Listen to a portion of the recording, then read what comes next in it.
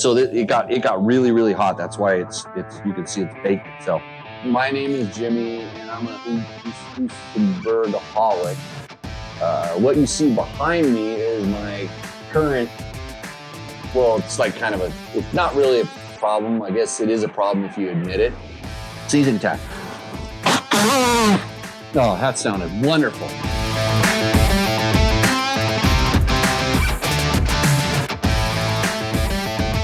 Okay, welcome to Tech Talk Taco Tuesday. It's Tuesday, not necessarily tacos, because I forgot. It's weird because it's light outside, the time change, which kind of snuck up on me. I think it snuck up on me last week too.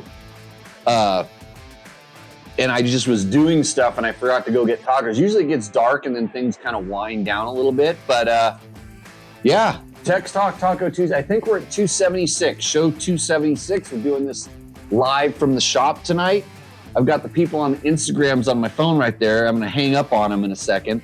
And now the Shabs Goy says, do you mix dairy with meat? I wonder if this is the same guy that was it's starting the politics on the show last time. I don't know. But anyways, episode 275, this is brought to you by Yamaha. Yamaha makes awesome motorcycles. In fact, that's my WR250 right there. I tore it apart to steal some parts for my 450, which is over there, so I could go race it because it had a dry brake tank on it. And I used some of the plastic. I just swapped some stuff around. And that was 2 weeks ago, and it's still sitting there because I've been riding Husabergs. As you can see over here, it's a whole nother problem. I'll get into that. And so if you have questions about Husabergs or Yamahas, maybe Hondas, KTMs, I can answer 9 out of 10 without referring to a reference manual. And when I do, I go to an expert source. In fact, if somebody reminds me, I'll tell the story about one of my first jobs at Dirt Bike Magazine where I was an intern. What I had to do. So there we go. This is the shop. That's where I could work on stuff right there if I needed to. We could fix some things. I got some stuff staged up if I need to. Here's the questions in the chat that you answer. And Michael Close says, thanks for the climb code, Jimmy. I just ordered some more cool gear, including the new Dakar pants. Climb is also another fine sponsor of this show. They are releasing some brand new, I think I'm allowed to talk about this, brand new XC Light gear. I got the jersey.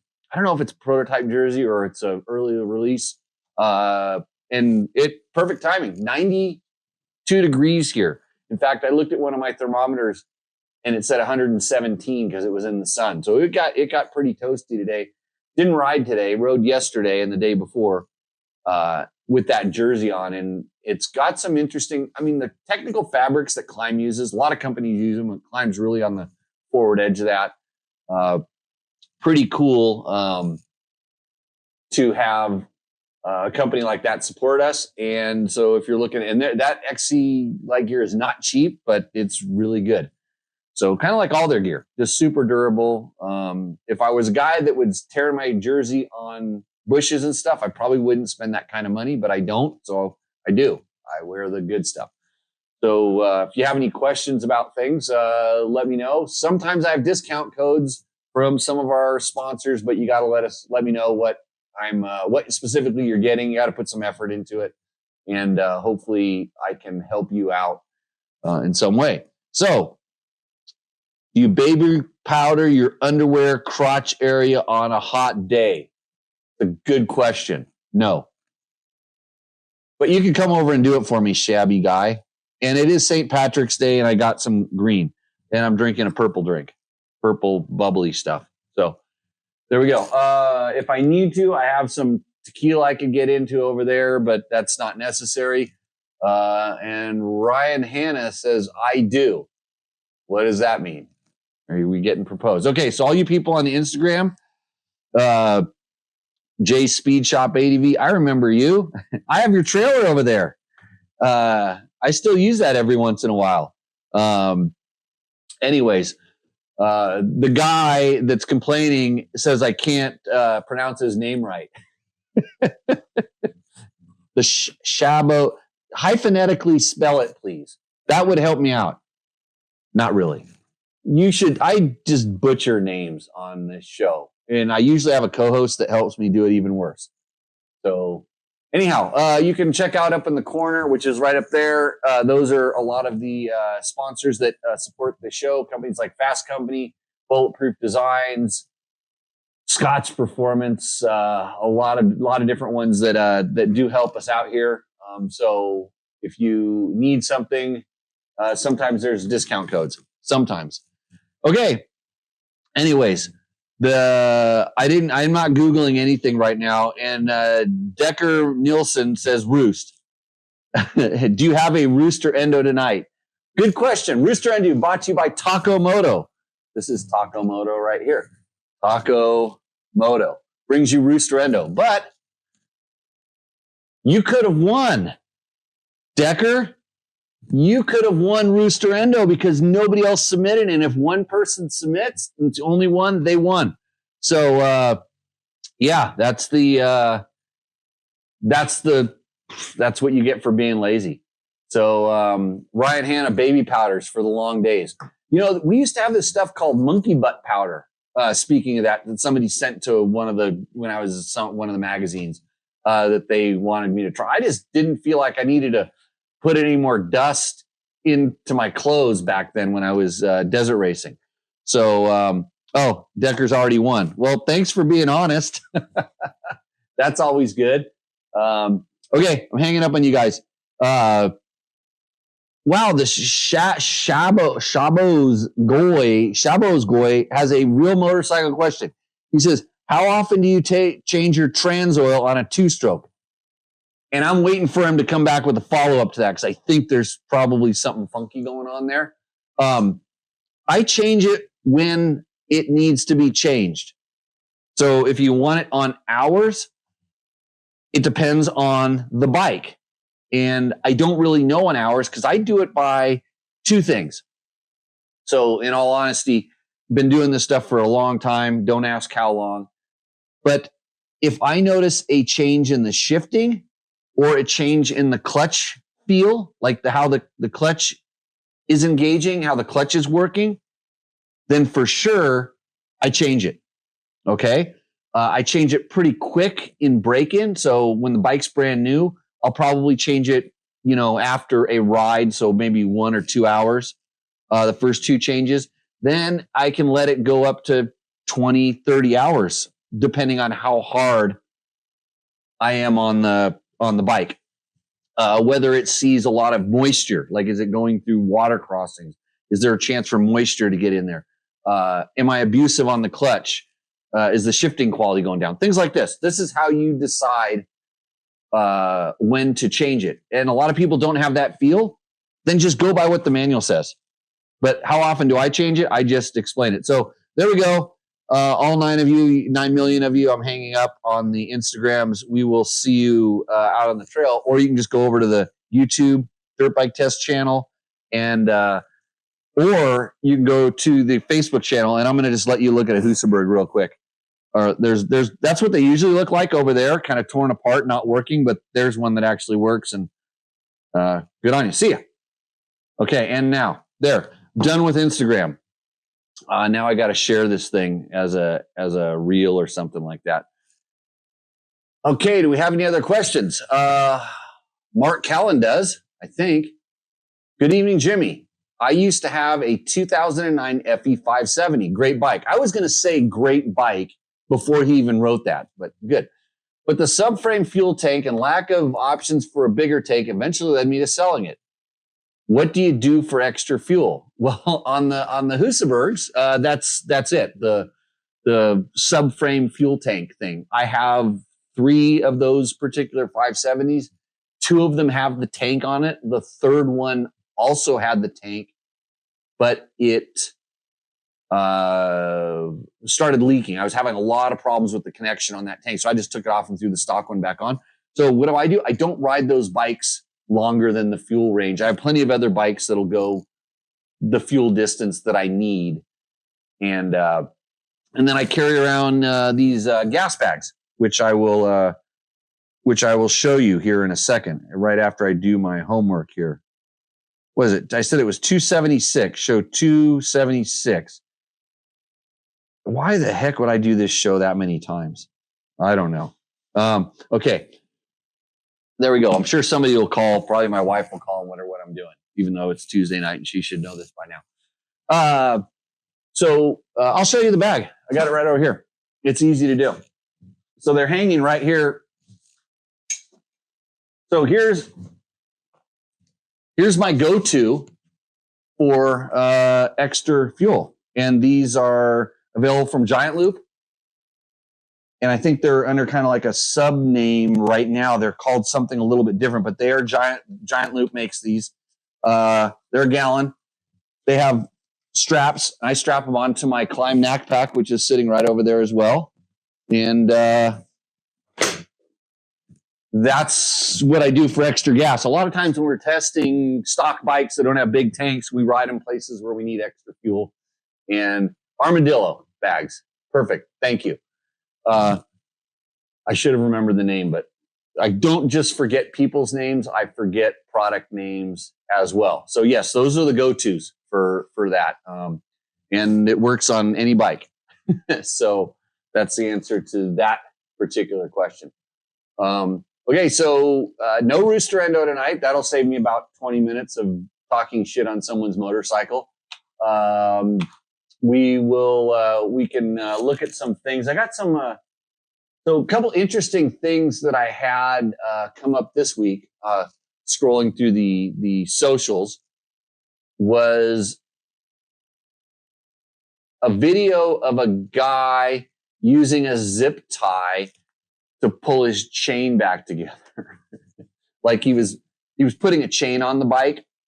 And it was kind of looked like it kind of wouldn't hold because the sprocket was kind of small. And this was like, it looked like it was shot in India or something like that. So I'm like going, okay, what's he going to do? I thought maybe he was going to, the very first thing I saw him thumbing a zip tie through a chain, I go, he's not going to try to ride that. I have done it with wire before. I've had a Masterlink brake and we wired a chain back together and it worked for a while, but mostly going downhill. The minute it put any sort of a load on it, it popped. But so I was going, oh, maybe he's got some. So then he goes and puts the Masterlink clip on there and then proceeds to put the clip on backwards. And so I'm going, okay, so this guy's trying to give you some sort of helpful tip. And then he goes and does the stupidest thing you can do. If you put your Masterlink clip on so that the opening on it is going backwards, it's going to touch something and pop off very quickly. One thing I learned from factory mechanics, really good factory mechanics, is some of these guys will never spin the wheel backwards on their race bike, just so something like this doesn't happen. Like the wheel only goes one direction, forward, and they're particular about it. So you'll never see them like lubing the chain and spinning the wheel backwards. It's always done forwards. So high level stuff, what do you do it the right way? I'm not that picky. I'll spin a wheel backwards all day long. But if if you're taught like this is the way to do it and this is so we don't have any failures or mistakes, that's one of the things that you can do. Another interesting, what was the second thing I saw? It was some guys trying to get a bike over a small like metal trail. It was a thing probably so you're not supposed to go riding there. And they were taking a bike over this thing. And it was like, how many guys does it take to get the bike over the stuff where you would, I guess if you wanted to, just imagine if there was a pipe that was elevated, 20 inches off the ground. And of course, he hops the front wheel up and then it goes down between the wheel and the cases. And if it were a 2-stroke, he would have just destroyed his pipe. But it was a 4-stroke, so he's probably just smashed the header. And then it was like at that point, you would maybe use some traction to elevate the front wheel. But no, all of his buddies come and they start trying to lift it. And by the time there's 6 guys, they picked it up and threw it over the thing. And you're like, Why? Especially if you're riding someplace that's illegal. Why would you even post that either? So there we go. Okay. Got a lot of people in the chat. If you are in the chat and you have the opportunity, the ability, let me know where you're chatting in from. And if you do have any questions, yeah, Ryan, I'm sorry I'm not in my other, Ryan Hanna, he did the artwork in one of my other studios. He painted a really cool picture of a scene, a kind of a scene of a few bikes sitting on top of a sand dune. You'll notice it from some of the other episodes. It's up in my other studio. But yeah, good to see you out there. Hope you're still riding. He was just a kid. I remember I met his mom through my running club, and she did not want him to ride motorcycles, and I talked her out of that idea. He did some cool stuff. Okay. Everybody's probably out drinking green tequila. That's what you do on St. Patrick's Day, I suspect. So, no Roosterendo. So everybody wants to know, like, my name is Jimmy, and I'm a Husabergaholic. What you see behind me is my current. Well, it's like it's not really a problem. I guess it is a problem if you admit it. No, it's not a problem. Well, I got that one. That one's kind of like I did a trade. I was going to trade for that one, and then I just traded the guy money for it. And this is one I've had for a while. This is my old one. This is a Swedish-built 2002. Actually, I just took another part of it off, and it was an old factory race bike. And when I pulled because it stopped making sparks. It does not run anymore. We had to pull start it a couple times, and you could pull start it. And then we were riding it, and it kind of cut out a couple times, and then it just stopped. And I could tell it was electrical. And so I towed it back, did the tow of shame. We towed a Husaberg with a Husaberg. And of course, like all Husabergs, the Husaberg that was towing decided that the clutch master cylinder was going to go out, like right when we started to start towing. And so we had a real Husaberg problem. There isn't any video of this. There could have been like a video because it was my wife towing me on her. We were riding his and hers Husabergs like we do. But I got away unvideoed. Got it back here. So we put those Husabergs away and took out and went and rode some other Husabergs because that's what you do when you are a Husabergaholic. So Sean Bailey says, can I see my questions above? No, Sean, I'm sorry I can't. I'm looking on the chat here right now, and it might be a little bit slow, but anyways, it's working now. I can see your question right now. Dave Donnelly says, do you own any Vor or Vertimani bikes? And the answer is no. I'm so lucky that I don't own one of those because I can only imagine the pain of not being able to get parts. kind of like this one. But so today I popped the ignition cover off just to see what was inside of there. And it's interesting because it has an SEM ignition and it has a 2-position ignition switch, something I'd never seen before. But when I pulled that ignition out, it had a lot of work done to it. It had been modified inside. It has all this red. It almost looks like silicone, but it was a plastic that they had encased something else in there. I think that might have been part of that 2-stage ignition, which basically just changes the timing, a switch on the bars. And it doesn't need it. I mean, it's got so much stinking power, but you can turn it and then all of a sudden it gets even kind of more. Probably won't run for very long. Well, it doesn't really run for very long right now, but it probably runs for less time if you flip that switch. So I'm trying to see what the problem is. Maybe I just have to change out the ignition. I used to have a lot of those laying around. I've got to go upstairs and look in some boxes and see what I've got. So that's the Husaberg problem behind me. Yeah. It's got the Bing on it. It's full on. It's got some pretty cool stuff on that bike. And riding it is pretty amazing. I actually had a very well-known fast off-road racer ride one of those things, and he came back and said, I'm kind of blown away by how good that bike does certain things. And what's crazy is they have about an inch more suspension travel than current bikes. They've freaking lots of power. And I talk about it all the time. I don't have a bell here. I'd ring it right now. And it's a 550, and that one's a 650, and the other one's a 650, and the 570s are off the chart. Some of the best four-stroke single motors ever made. And if you wonder how KTM got so good at their four strokes, they just copied those. So now you know. Anyways, let's see. Happy Tech Talk Taco Tuesday plus a 15 Mark Daniels. Yes, I don't know if I'm going to have any tonight. I could. There's the in the shop right now. There's this. This is actually a pretty good tequila. Actually, I'll throw it up on the screen right here. Watch this.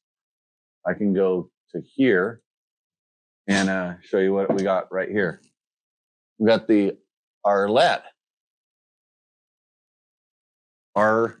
There's no L. Artite tequila. Yeah. And I got it from my friends that I hooked them up with Tim Morton to go on a Baja ride, and they sent me this as a gift. So that's what we could be drinking tonight if it comes down to it. You just never know what's going on in the shop. So there's a chat. I got another question here. B Echo says, I was listening to the RJ interview by Gypsy Tales, and Rick mentioned you as one of the main guys doing legit off-road on large bore adventure bikes. Nice props from a legend. Oh, that's awesome. Yeah. I like RJ. Man, that guy, he's a hustler. He's out doing all kinds of different stuff. I actually ran into him out at the Mint, said hi, and I wanted to talk to him, and then he's disappeared. He's probably announcing or something. Yeah, that's pretty cool. I know Rick keeps telling me he wants to come out and do my training, but I kind of retired, so can't do that.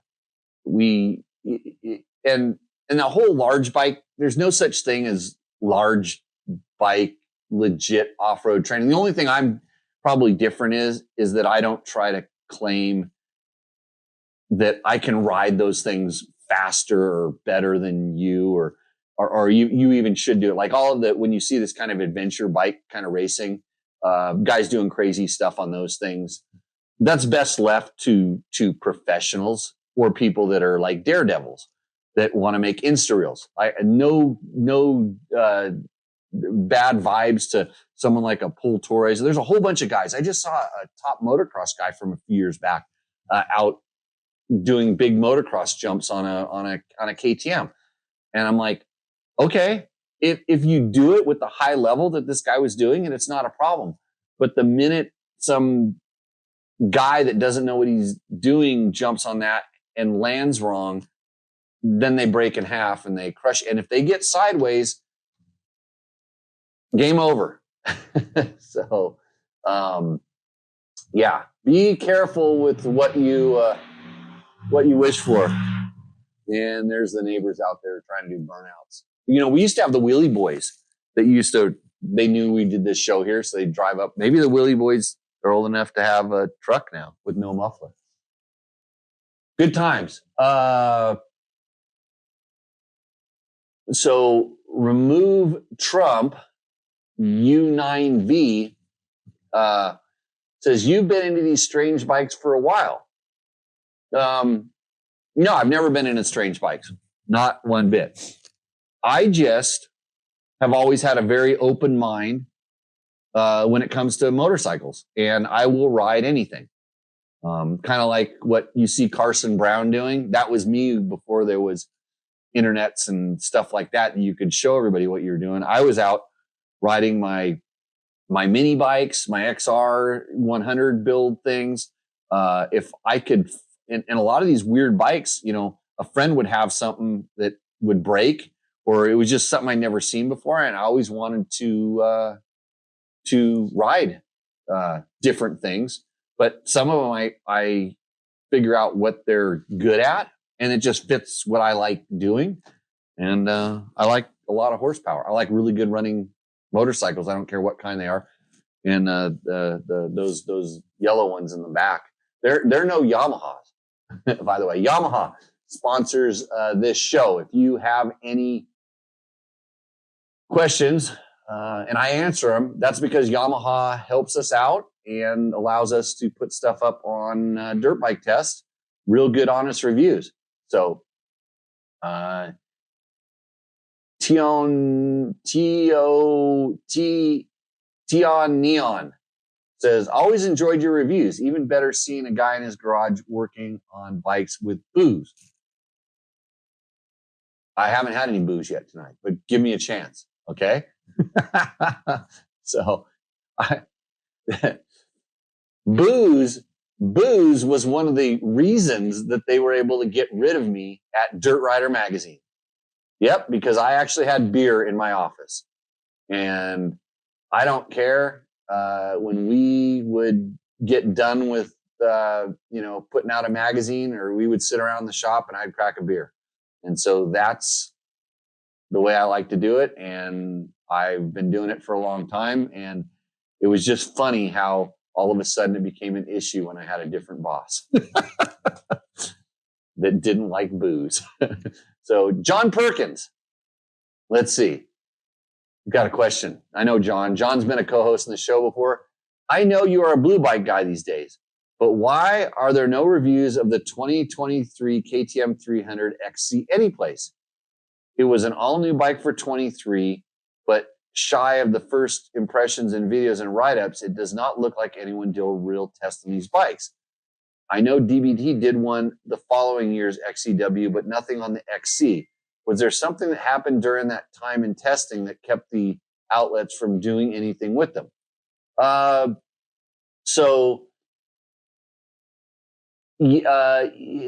was a supply issue. There was a supply issue going on at that time.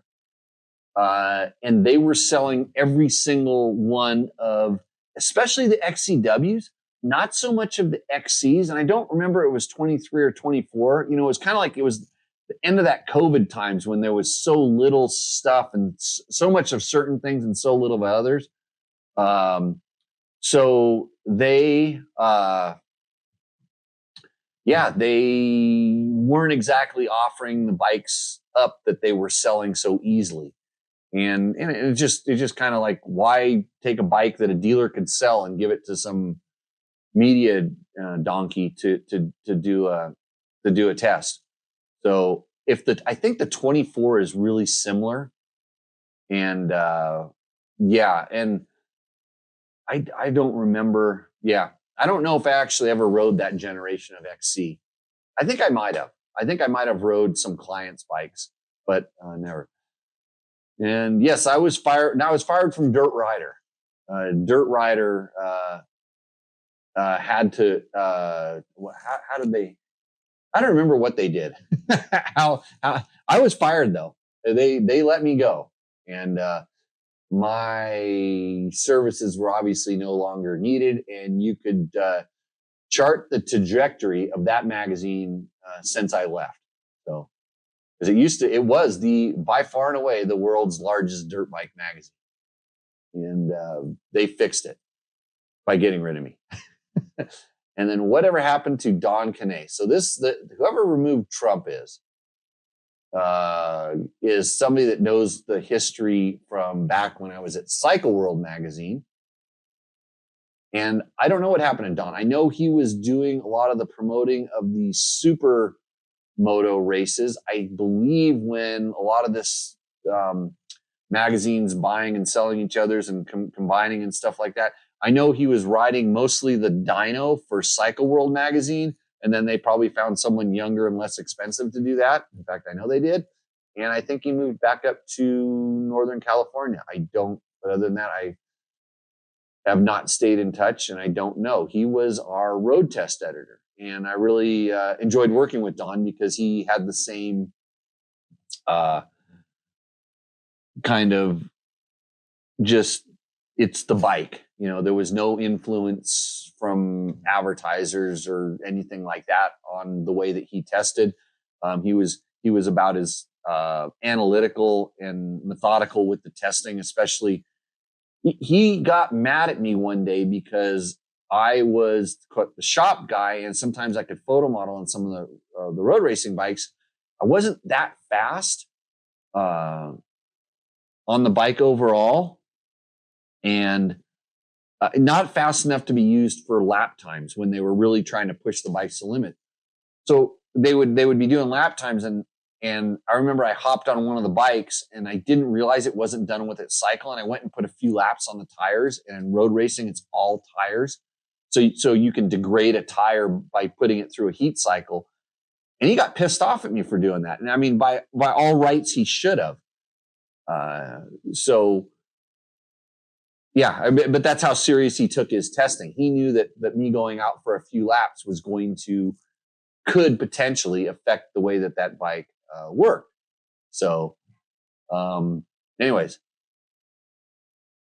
John Perkins has a follow-up. He should have one sometime this week. Okay, so John, why don't you come here and sell a couple of my bikes? I trust the DBT 24 XCW test enough to buy one. Might have to find some hard trails this week. Well, the fact that it's 1,000,000 degrees out, it's a perfect time to go hard enduro riding, and I have a couple new ones for you. So just let me know. I might be up for it. I've got some 300s here that, you know, I would take my Yamahas, but I don't want to scratch them. Okay. Let's see what else we got. I was going to show, so in the tease for this, I opened up one of my high mileage KTM 500 clutch. The clutch actually started to feel a little bit funny. And it's one of the ones I don't have a recluse in, which is strange because I have recluses in a lot of my bikes. It was feeling a little bit funny. I noticed a small change. So I go, I'll check the fluid to see what it is. I opened it up and the fluid was the color of rust. It was bad. There was a lot of contamination inside of this. And I don't know why, but also I've seen a few other people, that are in my social feeds have been doing posts on fluid changes. And so I was going to talk a little bit about this stuff. So what happened? Well, it was on the clutch of a KTM and it was on the Brembo one. So the top of that is vented, it's a reservoir, so it has to be vented. So somehow moisture is getting into that system, and it does. And so especially now that it's been cool and then it warms up, when I pulled that cap off, I lifted the cap off, and then the rubber gasket that stays inside of the reservoir, between the cap, there was droplets of water. And technically, that shouldn't get through that rubber down in there, but it can and it does. And it can also come in through the seals on the piston, and there's lots of ways for it to seep in there. But so it was in there, and the water, turned the fluid a little bit rusty color, and it wasn't good. So, shoot. So got the pollen's out too. So got the allergies going on. So anyways, what I did is like, okay, I know that there's a ton of bad fluid in this system now, and it needs to be drained out. And I'm going to do it the simplest way, the easiest way I possibly can. I don't want to take anything off the bike. I want to do it the kind of the best way. So what I did was I took paper towels and I used those to absorb all of the fluid out of the reservoir. So very first thing, cleaned it all out. Then I took brake cleaner and cleaned it out as much as I could with brake cleaner and kind of wiped it down. And so at this point, there is no fluid in there, and it's relatively clean. And it doesn't have to be perfect. It's going to get the job done. I mean, if it was working as well as it did, as dirty as it was, this is better. So now I go and get new fluid and fill it right back up to the top. Then I go down and I crack the line. So on the KTM, it's on top of the slave unit. So I crack that and I just let it start gravity feeding down. So now instead of having to push all of the bad fluid through, I've got all the bad fluid that's on top out. And now I have this new fluid that's pushing its way down. And I, down there I have a paper towel and I'm collecting it and it's brown and it's bad. And I keep collecting it until it gets to the point where it's clear. It's clean coming out down there. Okay, then I shut it off.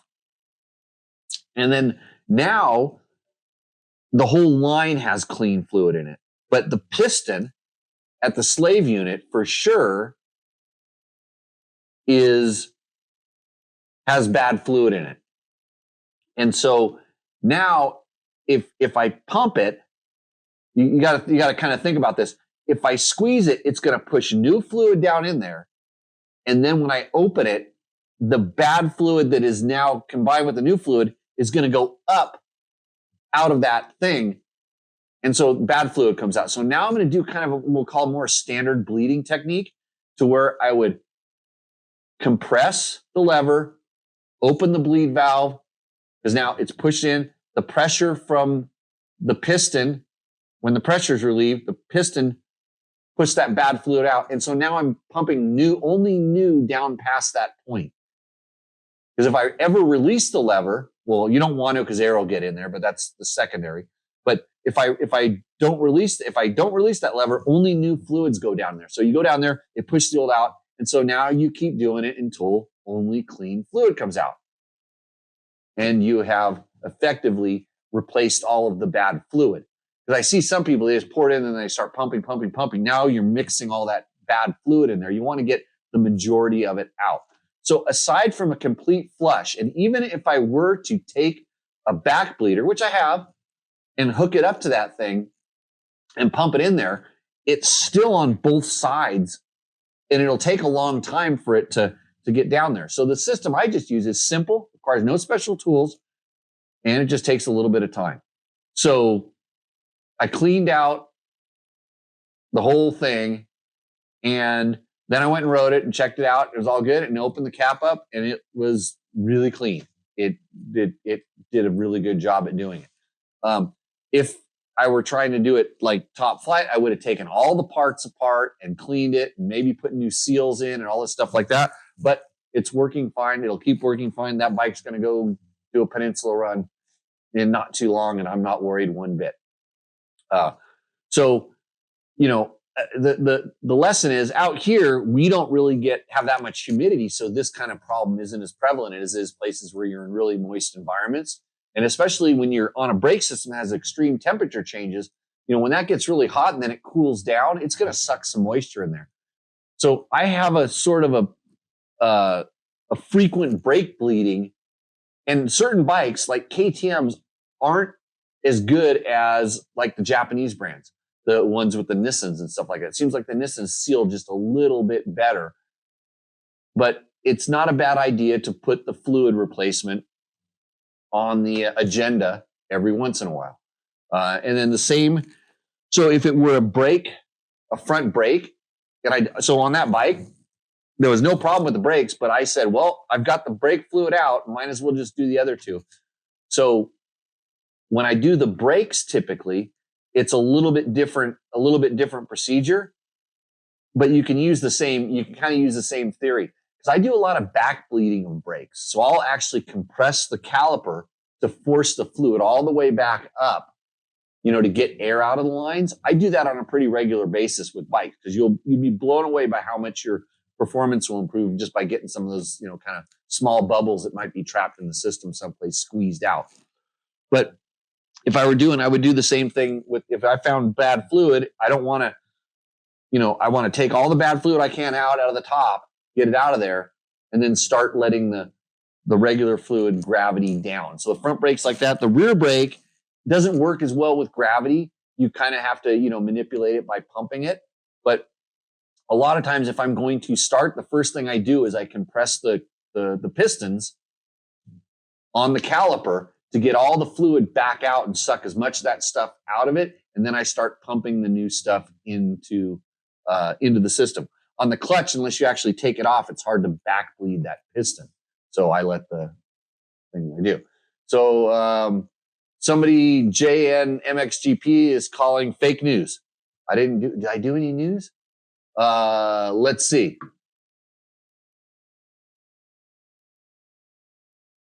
Tion something says, GD, fired for having a beer after work. That's cool you shared that. New management always tries swinging their ding-dong around and wonder why good employees leave. My odd handle here is tie one on. Okay, yeah. I mean, we were being responsible. I mean, there was never time. And it's funny because in that same shop, there was the car magazines. They would have VIP events in there and they'd set up a bar. So, but it was kind of like the little guy that did. He got me for they got me for like 5 or 6 things, but that was the one. That was the one. There was a beer drinking on a trail ride. I think I got in trouble for that too. I don't remember. I used to go into the HR lady and she would just shake her head because she knew, because I had been the boss before. She knew I knew the game they were playing, and that's what it is. Rhett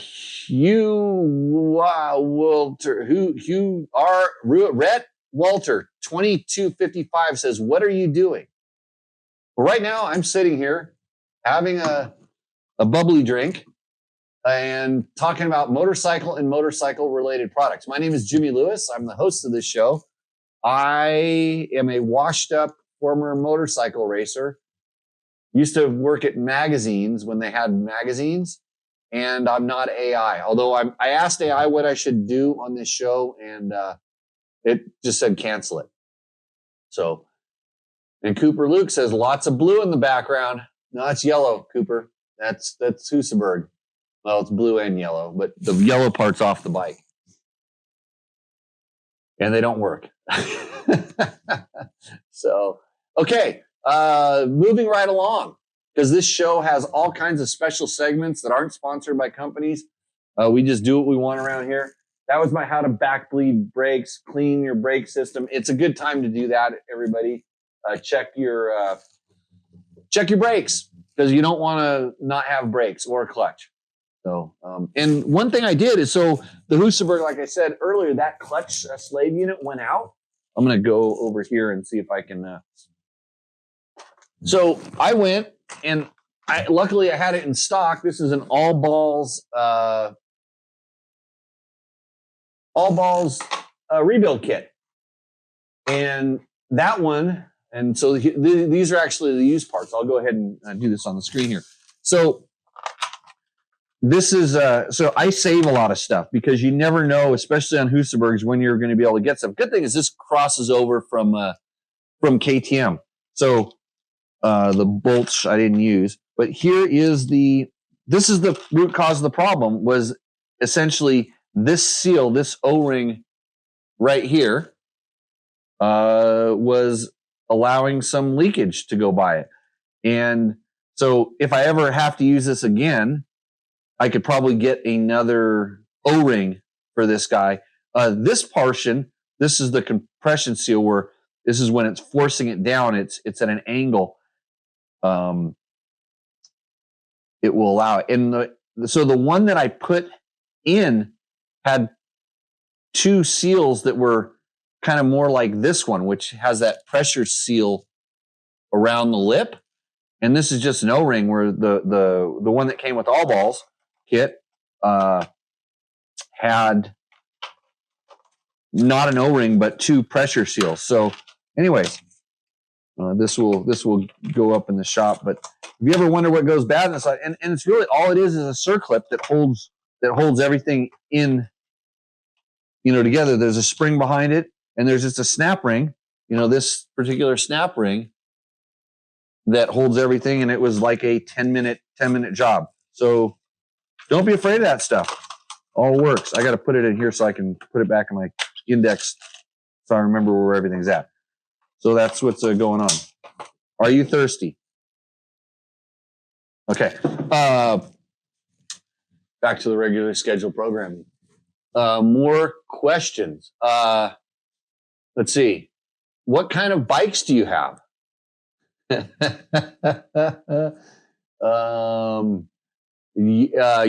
got a lot of bikes.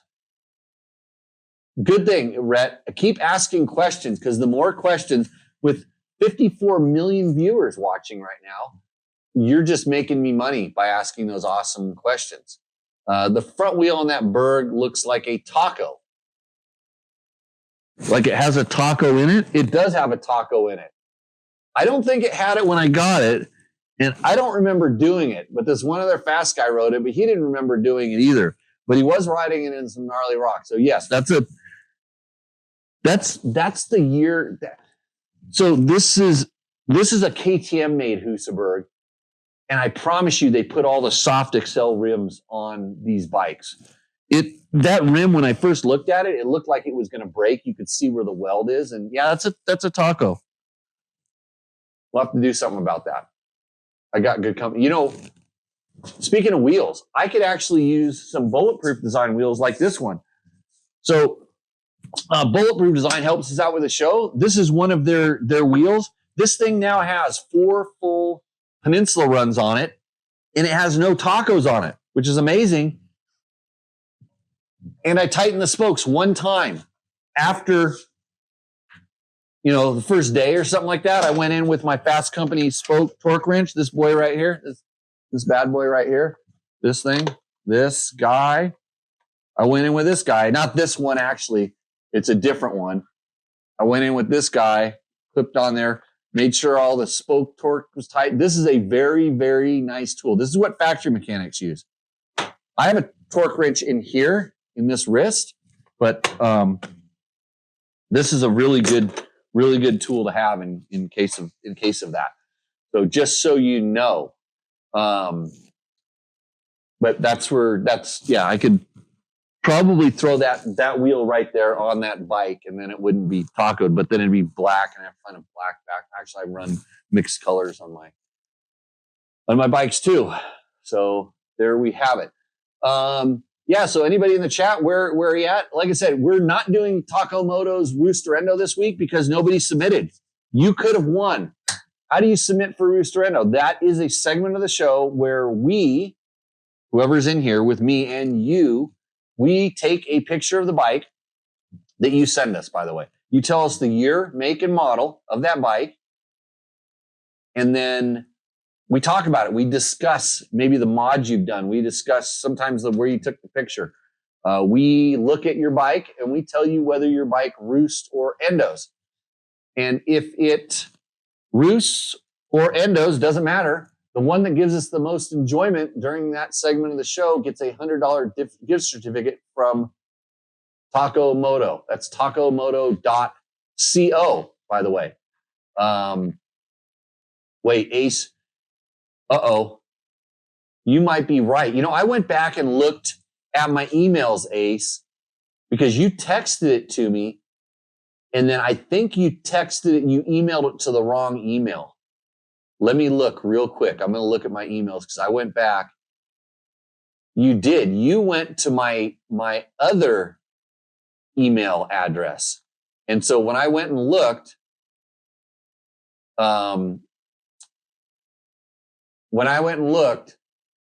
it wasn't there. At least on my Jimmy at Dirtbike Test, because that's where you sent it to. If you want to enter this contest, send it to Jimmy at dirtbiketest.com. And you were right. You did submit a bike. You texted it to me during the show. And I told you to email it to me, which you did, but you emailed it to the wrong email, and I missed it. Cheers to me. I am kind of an idiot. I had to explain that to people last week at one of our advisory board meetings for the kids motocross track out here last week. And she got mad because I said, lady, I'm an idiot. You gotta explain some of these things to me. Okay. Gary Drummond says, do you have any experience with a Sierra 450 RL? I think I need one. Yes, I do have a lot of experience with the Sierra 450 RL. And I don't know if I need one. I wish Yamaha would make a dual sport bike. Don't we all? So what specifically are you looking for? So there is a review, definitely a couple of reviews on www.dirtbiketest.com. You can go there and search Sierra 450 RL, and I guarantee you a review or a test will come up of some sort. We did, the first years they were kind of around, we did a whole bunch of stuff, and they haven't changed, so nothing has really changed with that bike. I see Johnny Campbell here all the time. He's got a really nice one that he takes down to Baja and he rides all over the place on. So there's definitely ways that you can modify that bike to make it really into anything that you want. Like all the emissions compliant bikes, you have to jump through some hoops, and for sure the Honda a little bit more than some of the other ones. But you got questions? Give me an answer. I can kind of remember some of that stuff, but everything I really think was written down or recorded. We actually did some episodes of Tech Talk Taco Tuesday, almost specifically dedicated to that bike, if I remember correctly, in this shop. I think we did one where we had put a recluse clutch, because one of the biggest complaints for me on that bike was kind of it was just kind of the engagement of the clutch combined with the snappy low end power. And so we were trying to do some of that, solving that. Two wheels off-road moto. That's a big thing. I'm thinking about racing the vintage pre-95 class in District 37. What's your favorite off-road bike from the 80s and 90s? 80s to 90s. I really started desert racing in the 90s. So I'm wondering what my favorite bike was. Probably, like, for me, YZ125. This is Selma, the cat. She is showing everybody how much she likes you by showing her butt, because that's what she does. Hi, Selma. How you doing? That's Tech Talk Taco Tuesday that you're interrupting. Pretty good? Okay. I know you're jealous. Everybody else is getting my attention. Okay. You're just going to sit right on top of the tools and the nuts and bolts and knock them off with your tail. Perfect. Shop cat. So back then I was racing YZ125 quite a bit. Then I moved over to, in 90, I became a KTM factory rider, and that 125 was an absolute rocket ship. So fast compared to all the other ones at the time. It would still be fast today. Compared to 125s, 6-speed gearbox, wide ratio gearbox, pretty cool. So I think I'm down with the 125s back in the day. Kawasaki, I used to race against a bunch of guys in the Kawasaki's. They like them. You have to move yourself. Oh, you don't want to leave, do you? There you go. There we go. Go sit on a Husaberg. So Ace says cheers. He's not too pissed off. I'm pretty sure he's going to send it to the Jimmy at Dirt Bike Test to enter next week's Rooster Endo with his 2006 KTM 525 XC. I just sold one of those not too long ago. That was a good year, but the 525 was just a little too much for that engine. The 500s became much better bikes. And Jamie Livingston says, hey, Jimmy, I had a death wobble on my 24 KTM 500. It scared the poop. He says, what causes this? Okay, you caused it. Everybody loves my answers, and then they go, Jimmy, you're such a dick. No, you caused it. You got on the bike and you rode it. So you made that bike do the death wobble. Is there a setup or something on that bike that helped you get that death wobble? So that what caused the death wobble, and whether that's from the front of the bike, the rear bike, there's 1,000 things it could be that could cause this.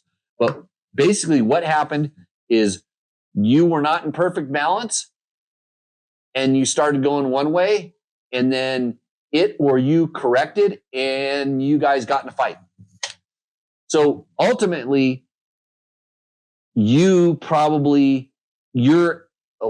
not being perfectly imbalanced is what caused that, or the surface that you were riding on caused the bike to do that, and you were out of balance, and then it went like this.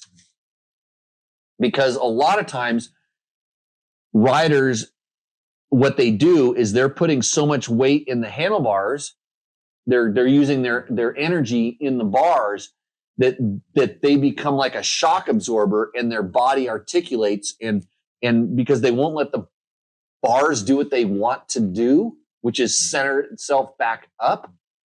It's really not what you think, but it can go through an oscillation and then get to a point where you can't fix it. Like, the shaking, now the bike is doing something on its own, but it took something to get there. So number one, a lot of death wobbles are caused by riders not knowing what balance is and what balance feels like. You're using momentum to mask the thing, and now the momentum is starting to take over. So problem number one. So what can cause this? 100 things, like I said. The most typical is having too high of a rear ride height, or too low of a front ride height. And so I especially see this on bikes that guys have not set the sag on, or they've tried to lower them in some weird way without, doing it properly. And it puts the bike in a weird geometry, and it can put a lot of weight up on the front. And I've seen it even when you lower the back down, it does the same thing. Bikes are designed to operate within a window. And if you get it outside of that window, that problem becomes much more prevalent, regardless of what you are doing. Okay. You can make it better or worse, but the setup can also amplify it to a certain thing. So,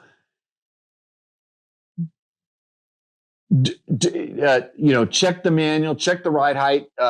I've seen low tire pressures cause it. I have seen dragging front brakes cause this. I've seen lots of different things happen, but typically the most common situation is that it's a slightly improperly set up bike amplified by a rider who is not super aware of kind of balance. Like, this is what we like to call it in the training terminology. Well, at least I do. Most people just say, oh, it's your bike and you need to get a steering stabilizer. Steering stabilizer never hurt, but it actually isn't going to cure that problem. It's going to postpone it and make it worse when it happens. So if you have anything, and the KTM is Austrian for death wobble. No, it's not. You want a death wobble, you should get on one of these Husabergs and go really, really fast, and then chop the throttle. With all that suspension, there's a lot of yaw, and it can do, like the old, like Hondas were notorious back in the day for head shake, we called it. Not necessarily death wobble, but there's a lot of different things. I actually did a video, it's someplace, where there was a certain year BMW, one of the 1200s or something like that. The one that had cruise control. It was the first year of cruise control. And there were journalists. They were journalists. They were horrible riders, but they were journalists, and they were allowed to go to these BMW intros. And a couple of them got chucked off the motorcycle. Actually, one of them got killed. I had ridden with some of these different guys, and so I was aware of their ability and stuff like that. And usually they had a little bit too much testosterone and too much of an ego, and they usually got themselves in a little bit over their head. But someone started talking about head shake or death wobble, and it took off like fury around this bike. And then, of course, a guy getting killed, and they said it was from death wobble or head shake, didn't help anything. So I did a video where I took that bike out, and I did it on pavement. I did it on dirt. I got the thing going 60 or 70 miles an hour, took my hands off the handlebars, and I whacked them. Just hit the handlebars. And the bike went and straightened back out. My hands were off the handlebars when it happened. And so when I was doing this, I was wearing like a GoPro, and I'm whacking the handlebars, and I was doing it. I was sitting in different parts of the bike, and you could actually see, and mostly on dirt. On the pavement, it straightened right back out very quick. But I mean, I'm hitting it pretty hard. And if it was an inherently unstable motorcycle, it would continue to do it. But I was very balanced. If I had been out of balance, then I would have got shooken off and probably fallen off the back of the motorcycle. But I did it on dirt, and I did it in sitting in different places. I sat in the normal seat, and I sat way back in the passenger seat. And so I was changing the attitude of the bike, but every time it would maybe once, twice, 3 times, and then center itself back up. So especially at speed, bikes, there's so much inertia and stuff like that. It generally tries to fix itself. It's when you get in the fight with it. So if it goes one way, or, you hit a little rock and it goes like this and it shakes you, and then you go like this, and then we start doing this. So, yeah, that's how it starts, and then how it goes from there. Let's see. Jesse G8920 says, do you think Cody Webb can influence Yamaha to make a good dual sport? I saw he was setting up a bike for himself, and he had mentioned trying to talk Yamaha into making a production version. We've been trying to tell Yamaha this for a long time. There is something in Yamaha's DNA that says that they cannot produce kind of what KTM and what Honda, which are 2 completely different ways of doing a dual sport bike. KTM takes the competition bike and literally adds on the necessary things to make it street legal, in their opinion. Honda takes something that looks like a competition bike and re-engineers everything to make it street legal, in their opinion. And I think what a lot of times we don't understand is that every market in every different country has different requirements and different things. So there are some countries where you can get a WR that is street legal, not in the United States. They are very cautious about releasing WRs, which are sold as a EPA compliant off-road bike in California because of regulations. And it passes the sound. For sure, it passes the emissions, with the exception of the evaporative emissions. So if you put it into a sensor room, it's going to make too many carbon thingies that's going to set off an alarm, and they don't want to get fined. It's like a $10,000 per unit. So I don't know that Cody Webb can influence that any more than a lot of other people. I know there's people at Yamaha that they're enthusiasts just like this. They know how good of a bike that WR, that YZ-based bike could be. But you see it when they made that older WR250. I think they called it a WR250R. It was its whole own bike because they have some durability and emissions and sound, and they have standards or they interpret the standards and they build this bike to it. They don't take the off-road bike and make it. They make a whole another one. The WR125 is another example. They have a TTR125. You would think, we could just slap some stuff on it. It becomes a WR125. Nope. That bike is its whole own unique thing. And I need to get one so that I can smoke Trevor Hunter in some kind of a race. Yeah. So, I don't know, San Felipe Bob is 1994. Oh, they're talking about the best bike from the 80s, the KDX 200, the WR250R. So Bob says WR250R. He's talking about the YZ250 two-stroke based WR that Yamaha made. They put a big gas tank, an 18-inch rear wheel, a kickstand. They kind of did what the European brands were doing, was making an off-road competition bike. Wide ratio transmission. That's what WR stood for. Okay. Jamie is getting back to his thing. I was going in a straight line and he gunned it up to 70 miles an hour. Okay. Straight line, gun it to 70 miles and it started head shaking. Were you on dirt or pavement? Let's see. Spokes. Tight is right. That's correct. Mikey Burton, he's late, but he made it to Tech Talk Taco Tuesday. Thank you, Mikey. Let's see, Jamie, totally my fault. I lowered the front forks because somebody said it would be better in the tighter wood sections. Okay, so now we're getting somewhere. How much did you lower? I'm curious. I'm curious how many millimeters did you lower them? Because a lot of times on those bikes, and it depends on which one you have, KTM 500, a lot of them have adjustable spring preload. Just taking a little bit of spring preload out is enough to do that. But it'd take a pretty big change to make it that dramatic.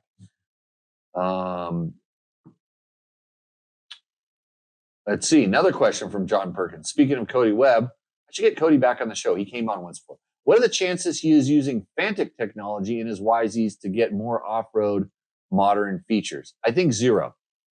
Fantic is its own brand. They use Yamaha things, but I don't think, I imagine he's had a look at those things, but he seems to be pretty committed to getting getting the Yamahas to work as, kind of as Yamahas. When I heard they hired him and also Caleb Russell, I really thought that there was going to be some announcements shortly after that about some new bikes, and that didn't happen. Didn't say much about it, but yeah. Hard packed dirt road is where the head shake occurred. Okay. Yeah. How many millimeters did you lower it? Like 2 lines, 3 lines, which is like 15 millimeters, which is huge. When we make front fork changes, we do like 2 and 3 millimeters, just for reference. Okay. 1 line down on the top of the fork. So on those forks, I think there's 2 lines, if I'm not mistaken. And stock is usually at the first line, or at least that's where I run them, is at the first line or slightly down. So my forks will be pushed down, so I'm actually getting the front to ride just a little bit higher. So yeah, that's not enough to really cause that kind of a thing. And then also, so 1 line down, what's your sag set at? Like, what is your rear sag at? And are you I'm going to guess you're a lighter fellow, potentially. Let's see. Scarlet Fire says, I lowered my WR250R front by 1 inch and it was undrivable, but at 3/4 inch, it felt great. Amazing that much of a difference it made. Yeah, 1 inch is crazy to lower it. If you lower them both down, if you're lowering front and rear the same, it kind of most of the time acts the same. They get more stable as the bikes get lower, because when they lower, technically the wheelbase typically gets a little bit longer. And so they usually don't turn as good, but a lot of times they do go straight. And B Mecco says it seems like Cody kind of gave up on the 2 strokes and looks like he's mostly competing on the 250 and or 450F.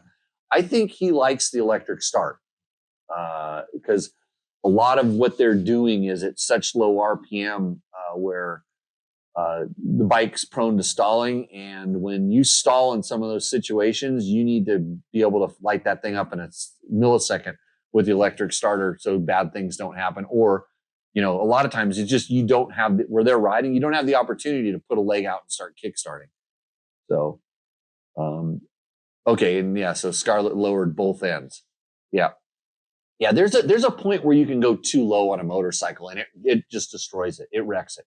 A lot of times the leverage ratios change on where the suspension starts. So by lowering it, they actually get too stiff or they kind of pack in there and then they're at a place in the leverage ratio, depending on the bike, where it becomes way too soft and it really just starts blowing through. You've lost the good part of the stroke that holds it up. Lowering is a common thing. Let's see. Pretty crazy seeing the 450F in Endurocross. Interesting how the beginning of Endurocross, most guys were using 4-strokes, all 2-stroke now, and now the 4-strokes are coming back in the mix. I love both. Yeah, the interesting thing about the 4-strokes is it kind of depends on the size of the Endurocross courses, is you don't have to shift on a 4-stroke, where a lot of times on the 2-stroke, you have to shift. You can run the whole course in a single gear in the 4-stroke. And that is really advantageous, where a lot of times in the 2-strokes, they have to shift. And some of the ways that they're doing some of the obstacles, the 4-stroke has just better snap at lots of different RPMs. With a 2-stroke, the snap is only in a certain area. So some of these things they're jumping. And then the 4-stroke is heavier and more stable, so they're able to plow through things a little bit back. The head shaking 500. Sorry, the 3 lines down from top. Okay, so that's way too far down. And a 200-pound rider. Okay, so I thought he was going to be lighter, and that one line might have been enough to make that kind of a change. But at 200 pounds, you're probably in the area where the stock spring can handle it. The rear springs, both springs can handle a 200-pound rider. I know, because I'm 200 pounds lately. Actually, I'm a little less lately, but most of the time lately I've been 200, and I'm riding on stock springs on a lot of my bikes. A lot of them I'm up 1 spring rate. So it just sort of depends on the particular bike. So at 200 pounds, you should be able to get the spring preload right and stuff. And try just 1 or 2 millimeters, not 15. How many would 3 lines be? Each line is like 5, 4. I don't know, 4 millimeters. Don't know. I have to check my math. But that would be like 10 to 12 millimeters. That's a lot, I think. Okay, back to some questions. So on the YouTubes, you guys wonder why we don't answer all your questions. Well, I do. I go to the YouTubes, and you have a question, and I answer it. And JRD1207 on our KTM 450 off-road setup tips. This is a 2023 KTM 450 XCF. He says, would you recommend the 23 chassis or the previous chassis for sand dune riding? And he weighs 140 pounds. He says, thank you. And I wish he would be on this show, but of course he's not, I'm sure. I mean, a guy that goes to the sand dunes, doesn't matter. You can ride anything in the sand dunes. It doesn't matter. Yeah, especially if you put a paddle tire on it. It doesn't matter. Yeah, dunes. You can ride anything in the sand dunes. I don't run a paddle tire. I just ride a stock KTM 500 around. Yes, sometimes even with the reed valves in. It's fine. Dad's data, I don't know, Fraz or something says, I wish he'd say bless you, because I got my allergies, huh, Cat? Yeah, bless me. Seizing attack. Oh, that sounded wonderful. That'll make the highlight reel. Let's see. He says, never stop racing these cheaper dual sports. People highly underestimate this bike. And he's talking about you don't need a $12,000 race bike to compete. They overestimate their skill and need for a fast, inexpensive bike. Yeah. Since like somebody accused me of liking all these weird bikes and trying all this weird stuff. I was once called the fastest slow bike rider in the world. And I learned by riding slower bikes, I learned how to be a better rider. I learned how to hold the throttle on longer. I learned how to be better on the brakes, because most people do not even come close to maximizing their brakes. They're all worried about making their bike go faster. If you learn how to use the brakes, that's a huge advantage, and you can pass people there quite easily. Bo Purnick says, this content is gold. Thanks for doing this test. I'll try to pass that along to Trevor, but he doesn't pay attention to me anymore. So someone said, my name is Danny. I'm trying to find the bar clamps you guys used on the Ride Engineering Triple Clamps in order to run the Precision Concepts or the Precision Steering Damper. And this is Danny. And I said, ask Trevor Hunter because he built that. Because I would have put a Scott steering stable on the bike personally. I have used all the different stabilizers, and by far and away, I feel that the Scott's works the best for what I want. If you look at, well, that one doesn't have one. My 450 does, but that has one. That has one. Almost every bike in here has a Scott stamper on it. And the good thing is usually they have a very easy, accessible. Their website is amazing for finding what clamps and stuff work with the Scott stamper. So Trevor suggests that you got to contact somebody else, Todd Davis, who does testing, and we think it was an X-Trig PDHS bar mounts. So if you have a Beta and you want to put that damper on it, I guess you could do those things.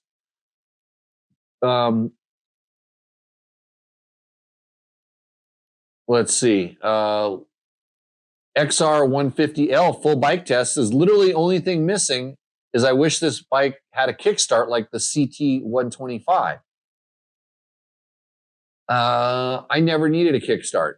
And that bike, you could probably bump start it pretty easy, so I'm not too worried about it. I'm not really missing kickstarts on any bike anymore as I look at the Husabergs that need them because they won't start on their own. Let's see. On our 2026 YZ250 FX first impression, Dana Russell says, I had a WR400 and a WR450 and always wished they were 6 speeds. That thing sure hauls ass in 6th gear. So that's the way the video starts. Yeah, as far as 5 speeds go, and yeah, this show is sponsored by Yamaha, so I never say anything bad about Yamahas, just make that completely clear. But I think a 6-speed would be better. But as far as 5 speeds go, they have the best 5-speed transmission. That in the WR450 and the 450 FX, I think that 5-speed is a home run as far as a 5-speed goes. I've said this forever. They've done a great job at it. The gaps aren't bad. First gear is low enough. 5th gear is fast enough. And for your application, you could change the gearing if need be. If you want an extreme enduro kind of thing, you just go, add a couple teeth to the rear or go down one on the front. If you want a desert racing bike, take a couple teeth off and it'll do all the things. But it would be nice to have a 6-speed. So I do really like the 6-speed transmissions in my KTMs. Let's see. On our AJP PR7 adventure bike says, who in the U.S. carries the bike? I live in Fla, which I think you got Florida. You just got sick of typing. So it's what's the name of the importer? Well, what I would do instead of typing in and asking a video, I would just go and type in AJP in the United States, and it's going to come up. It's a I used to know the name of the company. They're doing Fantic now. They do AJP. Some of the new AJPs look really nice. They did some graphics and stuff to them, and those things look really cool. I keep forgetting about that bike. That was a nice bike. I was really surprised by it. But yeah, they do the rejues. I don't know, the older gases. So those are available. Let's see. And then Stinky Yamalinky says, I don't think the current I don't think the current YZ250F or FX will pass sound check at events like Idaho City 100. If anyone knows, I'm all ears. Well, I know they pass sound because I put an FMFQ on mine, and then they will pass sound check. But I'll tell you, if you drill holes in your airbox cover, it's probably going to be problematic, and because a lot of the noise is emulating from the airbox on those particular bikes. But yeah, I know that the Q mufflers will work just fine for that. So probably can't hear me because you're probably not watching the show, although 55 million other people are right now. And then how does a 2026 CR450 RX compared to a 2007 CR450R? One of our videos up on Dirt Bike Test. I just sold my 97 KX125 and bought an 07 CR450R from my cuz Goonie. Do a full engine rebuild soon. Have restyle plastics and ordered with black wheels. It will be a fun bike when finished. And you're going to have to change your screen name from 2-stroke 1988 to 4-stroke, since you're a year off, 08. Yeah, then you'll be a little more accurate, dude. Awesome. Gonna get his stuff. And then the DC Ferg. This bear goes without bearing. I should say he did a little education for us last week on the show, so I'm going to repeat it. He says, a motor is powered by electricity and an engine is powered by combustion fuel, just so you know. So I'm pretty sure I'll start talking about the motors on bikes again, because I'm not that smart. I just ride motorcycles. Let's see. Got some more questions over here. Let's see.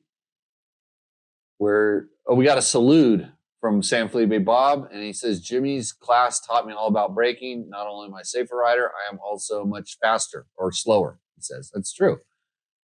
Okay, here we go. Fact, I remember a guy named Walter placing top 5 at the Off-Road National in Oregon on a TTR 225, and this was back in 2001 to 2005 area. So, yeah, it's amazing how much motorcycle racing is. Off-road is not about the bike.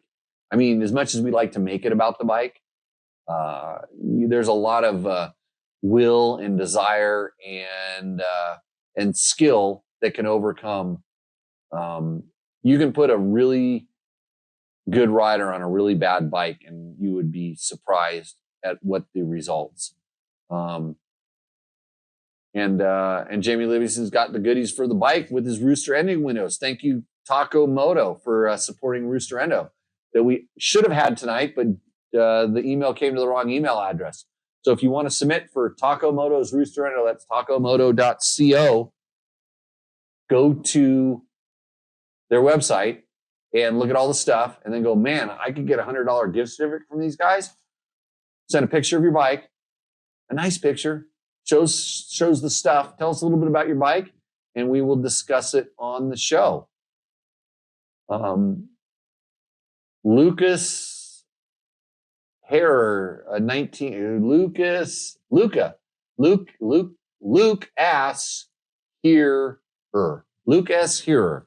Not sure if you're familiar with YZ250s. Yes, I am. But what is your personal opinion on making their front brakes feeling more like an Austrian bike? That's a good question. So he wants a stronger, more bitey front brake.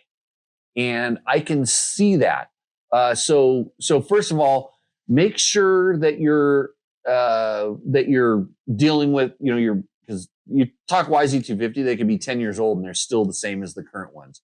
So sometimes people are asking this question and their stuff is just kind of worn out. So make sure everything's up to spec. So make sure your brake pads are up to spec. Make sure, like we talked about earlier about the fluid, make sure your fluid's good. Make sure your rotor is good. My first go-to, probably the easiest, would be go to a braided steel line. And some years Yamaha's had them, and I don't know if they switched away, but a good quality braided steel line will give you a little bit more of that feel initially. If everything stays the same, that would be like the first thing to get that kind of more aggressive feel. This next thing, the bugs are coming out. The temperatures out here making the bugs wake up. The second thing to do is, I have been a big fan of G brakes, which is formerly Galfer brakes, but G brakes rotors, and they have a few different brake pads, and they have a more aggressive brake pad that will kind of bump that up. I don't like the more aggressive one. I like the one that's kind of more, it's more for feel. when properly broken in, I think it's really good. But those have been good to me in the past. And the other thing you can do is you can try going to a larger rotor. That is the that would be the kind of the just jump off the deep end way to do it. So a larger rotor will definitely give you more power, and then also figuring out how to just how to get the right, you could do master cylinder swaps for sure. You could go to the Brembo master cylinder on the Nissan lower part. So I've seen people do that before. So there's a lot of different ways to skin that cat. Hopefully that answered your question. But the braided steel line I think makes a good impression. I can look in this, see what the damn line is. Yeah, it's a more rubbery line. Yep, that's what you do. Go to the that'll give you the feel you're looking for. And some people aren't big fans of the Yamaha lever shape and stuff as well. So sometimes even just switching the lever that puts it in a different kind of position to engage the, it changes the leverage ratio at the lever. That can help also, some different levers. You'd have to do some research on which one does what, but that's like CPD USA is the AJP importer. Thank you, Mark Callan. That's awesome. I appreciate the help because I did 9 out of 10 without going the reference manual, and you helped me out there. So thanks a lot. San Felipe Bob is putting my resume out there. Yeah. I beat him because I was on the brakes better. It was, like I said, washed up motorcycle racer. Okay. Back into the chats here. We got all that stuff. Some interesting things that I also saw on the inner books, whatever the face webs. Somebody wanted to know what direction to put in the piston lock, they called it. So if you're calling it the piston lock, he's talking about the circlip, by the way. This is a good question for you to ask. And the first thing is install it properly. And it probably really doesn't matter which direction or where it's orientated. I know a lot of mechanics, they like to put it at the top or at the bottom and stuff. But if it's properly indexed, you're not going to have to worry about it. Indexed in the groove, not necessarily where the rotation is. Be careful you don't bend them when you put them in. Be careful that you do get them indexed in there properly. They're in their ringland. And if the piston has an opening where you can kind of go in, like for instance, and well, here's what I can do because I'm in the shop. I can show you this. I can go to this right here. I can grab a piston right here. Look, I have a piston. This piston got hot. So what we're talking about here, I got to remember where it is. What we're talking about here is the circlip that goes inside of here. Listen to this sucker. So we're talking about getting that circlip inside of here, which is tricky, and it requires, a good twist of the wrist to get that sucker in there. You don't want to bend it. You want to make sure it lands in the groove. But this groove right here, you would not want the opening to be in this groove or this groove. I would prefer that opening is encased inside of here. So on this particular piston, I would have the circlip orientated kind of like you can see in here. If you can see this, I don't know if you can or not, but I'm going to grab a screwdriver here and show you. I'll get it centered here. Here we go.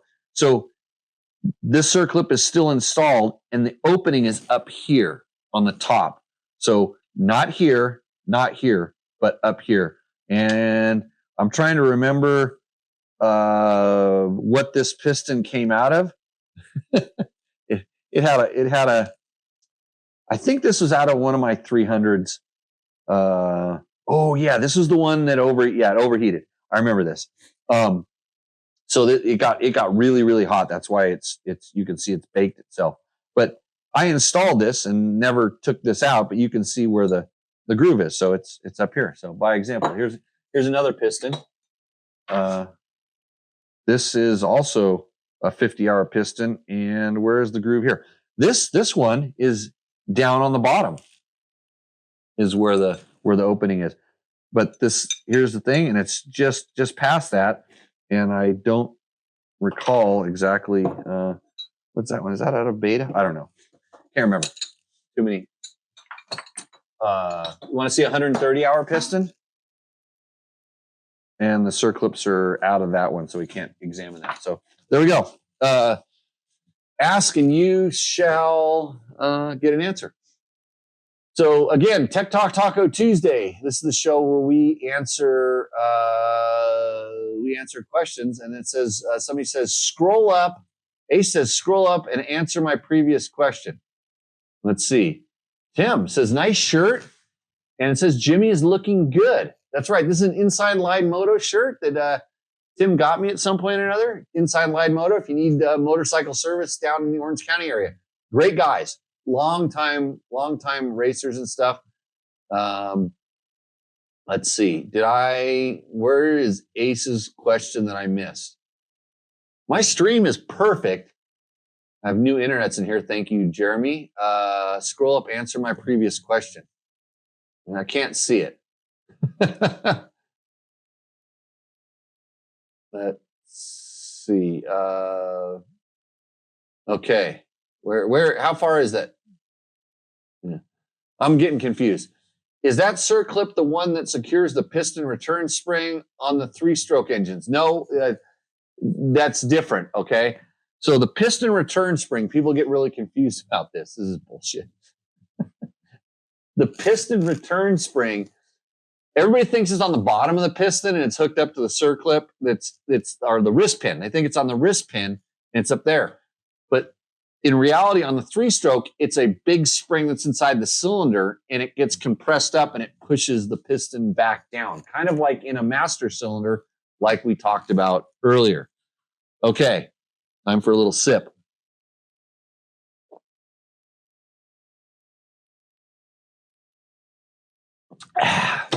Okay, I'm getting sick of talking. So the other thing I saw on the internets, somebody showed a picture of a piston that looked just like a piston that I said, and this is interesting. It was posted on the KTM Gas Gaskin Husky 4-stroke Enduro Talk. He said, I took off my exhaust today to change the O-rings. How bad is this? It's time for a new piston with a question mark. This is a 2-stroke, by the way. Well, good on you for asking that in the 4-stroke group, because these guys don't know anything. And I mean, I guess they don't. I guess they do. I don't know. But yeah, when you see the scars inside there, is it time to change it? What you should probably do is pull that piston down a little bit farther and look at the back side of the cylinder and see if you have some matching marks there. Because sometimes a few on the front, it's not too bad. And really more concerned with how your rings are looking. So he's showing a picture of just the lower part of the skirt. It's more problematic how the rings, is it time? I mean, it really depends. It's going to run for a little while if you want to. You can still run it. It's probably going to run for a while there too. I wonder what the comments were. I didn't bother to dive this deep into it. Oh, here we go. So now they're telling him if it's a TBI, he should change to TBI or TPI. He should they say that it's bad. I just said it was not bad, not that bad. You wouldn't want advice from someone who didn't know it was a 2-stroke. Let's see. Replace it. I see a lot of the 2-stroke bikes this fairly early. They seem to run great, but since it's a 4-stroke group, I think you might have an answer. So, yep, that's what you get, Jacob. Post to the 4-stroke group about your 2-stroke, and I can hardly ever get advice. Anyways, couple other things. And the good thing is sometimes you can, drop into these groups and get really good advice, but you've got to be kind of careful about where you're getting it from. Like the guy putting the master link on clip on backwards after showing you how to do something. Someone else was putting an impeller seal on a KTM 500, and he wanted to know, like, if it was supposed to be flush, or if it's, how can I tell if it's bottomed out? He doesn't want to damage it. It's not flushed currently, and all that stuff. So the best thing to do is, before you take it apart, look at it, take a picture. But most of the time, the seals will either A, bottom out, or B, when you push them with a nice bearing pusher or whatever you're pushing in, when it gets flush with the case, that's the right depth. Sometimes you can also look at the index where the seals have been running on the shafts and different things to help you out, to give you an idea. And I've had on some old bikes, maybe a Husaberg back there, that you can't get parts for, and you have the seal that was maybe a little too hard for the shaft, counter shaft weights on Husabergs. I will actually offset the seal a little bit so that it's not riding in the groove anymore. So this is something you can do. So sometimes it's not as important as you would think, as long as it's doing its sealing job. So just something to kind of know there. Not the perfect fix, but in some situations, yeah, that's kind of where you are. That's what you're stuck with. So what else? What's going on in Dirt Bike Test? You could see our 2026 Kawasaki KX450X impression. We're building a vet rider's dream dual sport bike. It's only $20,000. So you can go there and drool. Thanks to Jay Clark for getting that for us. We did a Gas 300EX build. It looks like another Jay Clark bike as well. So Trevor is not doing much work. He's just having someone else build bikes for him so he can go ride small dual sport bikes and then be too polite to old men that are beating him. So that's what's over there at dirtbiketest.com. I should actually probably put my video up there, but that would require work. Just like I should edit the last 2 episodes of this show, but I was busy going riding and stuff like that. So somebody says, cheers, Jimbo. And Ace says, since you're on the topic, name top 3 multi-dictionary rider still living and riding for both off-road and road racing. Also, shout out to all those racing the Sonora Rally and Portugal rallies. Signed up for the Nora 1000 today. Yeah, sign up for the Nora 1000 today. I forgot to say that. You should sign up for the Nora 1000 today. That would, if we get enough riders, that way we get to have a Nora. It's not the Nora 1000. It's called Nora's Baja because it's more than 1,000 miles. It's a 6-day stage rally in Mexico. So hopefully we get more riders to sign up so we can do the 10-day one next year.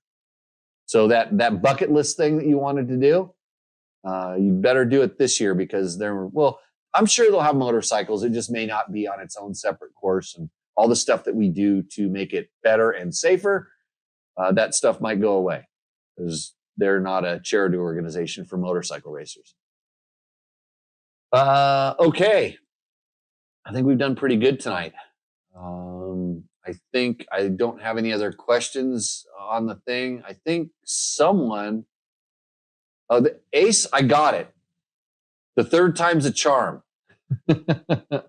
Roosterendo. I will get to yours next week because I can't load it in while I'm actually running the show.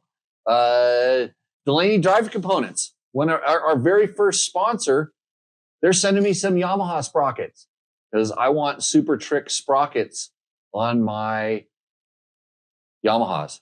Have them on all. The crazy thing, I've never worn out any of my DDC sprockets in all the years, all the riding done. I've never worn them out. I've gone through 2 and 3 chains, and the sprockets are still good. And so, anyways, let's see. I've got to get some chains, speaking of that. So I'm going to check out. So go to ddcracing.net and you can get some chains and sprockets like Jimmy does. Awesome. So what other in things that come through my inbox? Someone wanted Mid Solar Adsoner. He says, hey, following up on my message to you about YouTube thumbnails. I help you with thumbnails. So Hull. He's been checking back on me. Well, I could get AI to do that too, bud. I could probably do better thumbnails if I wanted to also, but that would require extra work. Michael Thomas, you are the winner from last week's Takamoto Rooster Endo, and I will let you know how to do it because I haven't been monitoring this email. But you're all in line. You're good. I'll get that handled maybe tomorrow. I think that's it. Oh, a collab invitation. I can get a $799 Rebecca from Ansel wants to give me the MT500 for globally exclusive motorsports diagnostics, game-changing power sports industry things.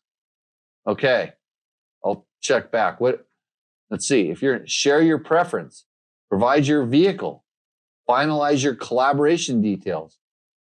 Yeah. Okay. Wow. Look at you. Ooh. He's kind of a cutie. Maybe I'll have to collaborate. Other than that, kids, I think that's all I've got. I'll do one last peruse through the questions. Random. Trent Zimmerman says, in a past episode, you mentioned on how a 4-stroke, you shouldn't need to touch the throttle on start. And in 2 strokes, you need to blip a little. Why is that? And let's say that both are EFI. So that's actually a really good question. So in EFI, you shouldn't need to touch the throttle at all. And I was kind of talking about, this is back in carbureted. We were talking carbureted, I'm pretty sure.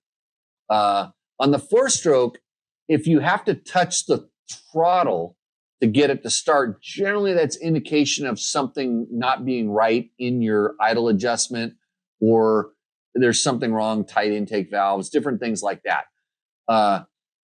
And a lot of times when we went to pumper carbs, touching the throttle would flood the engine. Okay, so sometimes you would use the pumper as a, quote, choke by squirting a little extra gas in there, and then you could start it without the choke. On 2 strokes, it's because I think, and this is me kind of theorizing because I haven't really thought about this, but I'm thinking about it right now. On 2 strokes, I think you're able to kick it so that it goes past an idle speed. And in the beginning, with the slide shut down, there's more of a suction across the jets, but then it might actually need to be leaned out just a tad. And that's why you would kind of turn the throttle, because 2 strokes did not have pumper carbs. On an EFI bike, I don't know why you would have to turn it, because ideally it should be perfect for whatever RPM that you are turning. Of note, every bike, every system has a characteristic. Some bikes don't start that well. Some brands don't really have it down exactly right. I would say, but they're kind of a sponsor of the show. And if there's one thing Yamaha you could improve is the restarting when the bikes are hot on the fuel injected 4 strokes. Just saying. Oh, and it'd be so nice if the 2 strokes had electric start too, by the way, and fuel injection. I couldn't think. So not only is Cody Webb trying to get that stuff, maybe Jimmy is too. Yamaha, great partner of this show, answering your questions.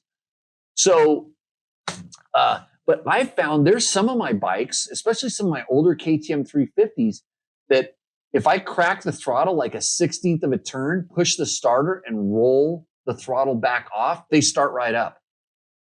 And there's other bikes, if I start it and push it, I just roll the throttle just a little bit, they start up. But if I do the opposite, they won't start.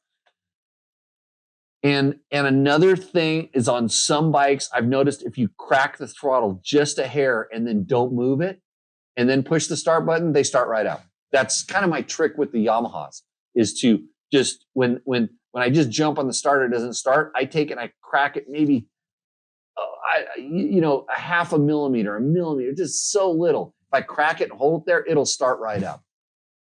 So don't know why.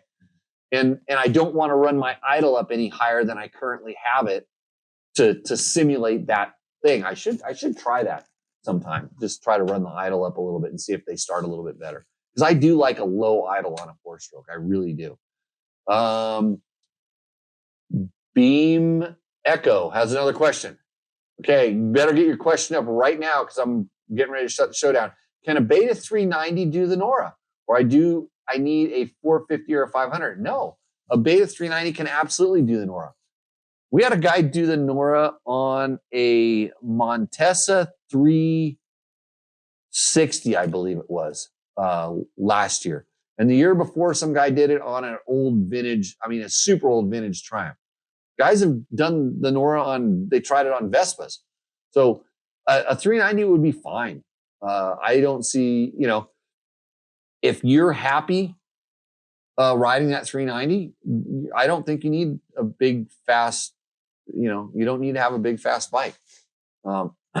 Doesn't hurt sometimes, but then there's other times that 390 is going to be plenty of bike, plenty of fun. Ideally it's built for a 450 or a 500. That would be the ideal bike. But that's not to say that there are guys that are doing it on 302 strokes. We had a couple 250Fs do it a few years back. But most of the bikes are, the KTM Husky 500s, typical Honda 450 X's. Definitely a few of those. Tim Morton runs a few of those, stuff like that. So, yeah, we had a Ducati 900 finished second overall 2 years ago.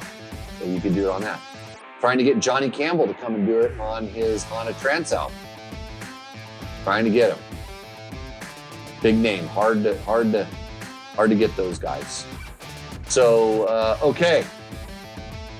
That's all of the questions answered, all of the information passed along. And then I think we're all good. Okay. So again, thanks to companies like Fast Company for making the flex handlebars that allow me to ride. Oh, I need to get some for my new mountain bike. Selma the cat sitting on the Husaberg, like I told her, good cat. She's absorbing power right now. Really, really good for my cat. The Husabergs calm kitties. I'm gonna go sneeze a couple times from all the pollen that's in the air, and hopefully go riding tomorrow. And we'll see you on the next show. If there's something you want us to talk about, send an email to Jimmy@DirtBikeTest. And we can do that. If there's people you would like to see on the show, guests, stuff like that, send me an email. And if you maybe want a discount code or two, send me an email and tell me what you're looking for. Tell them how you heard about us on Tech Talk Taco Tuesday. And with that, we will see you on the trail, everybody. Cheers.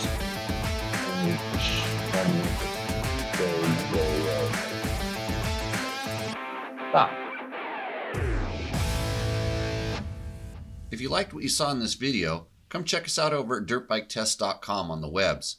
We have bike tests, product tests, a lot of fresh dirt, and you can even support us by clicking through our links. Hopefully, we'll see you out in the trail.